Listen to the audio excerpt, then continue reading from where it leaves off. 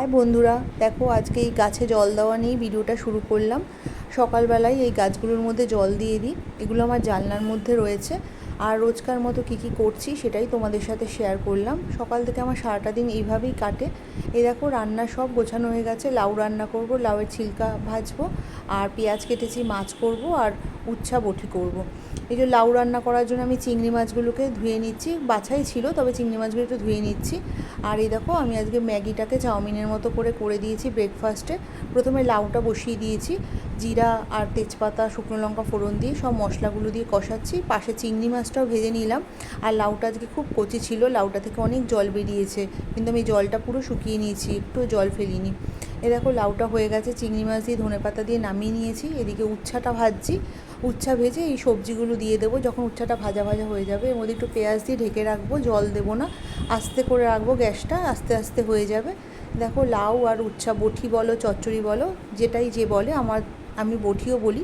এইটা হয়ে গেছে। এবার ছিলকা ভাজাটা বসিয়েছি। ছিলকা ভাজা একটু কালো জিরা ফোড়ন দিয়ে করে নিলাম। আর মাছটা রান্না করছি। মাছটাকে প্রথমে ভেজে নিলাম। আর মাছটা না আজকে বেশি ঝোল ঝোল করবো না, একটু মাখা মাখা করে রান্না করব। মাছটা ভেজে সব মশলাগুলো দিয়ে কষিয়ে নিয়ে মাছটা দিয়ে দেবো। জল দিয়ে দিলাম, ঢাকা দিয়ে রাখবো, ফুটে গেলে নামিয়ে নেব। আর ছেলের জন্য আবার একটু ডাল সিদ্ধ বসালাম। আজকে আর কারোর জন্য ডাল করলাম না, কারণ অনেক তরকারি আছে, হয়ে যাবে। এ দেখো আমার হয়ে গেছে মাছ আর ছিলকা ভাজা। এই ডালটা আমি ভাতের মধ্যে সিদ্ধ দিয়ে দেবো টিফিন বাটিতে করে। এর মধ্যে একটু আলুও দিয়ে দিয়েছি। এই ভাতের মধ্যে সব রেডি করে রাখলাম।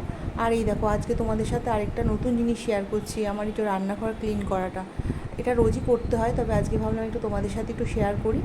দেখো রান্না করার পরে কত নোংরা ছিল, সব পরিষ্কার হয়ে গেছে।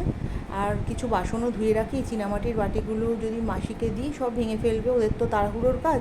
তাই আমি কিছু হটকেস, এইসব বাটি, অনেক কিছুই ধুতে হয়। রান্না করতে করতে তো অনেক বাসন ভরে। দেখো রান্নাঘর আমার পরিষ্কার হয়ে গেছে সব কিছু। আর ভাতটা রেডি করে রেখেছি, এটা খাওয়ার আগে বসাবো। আসি বন্ধু।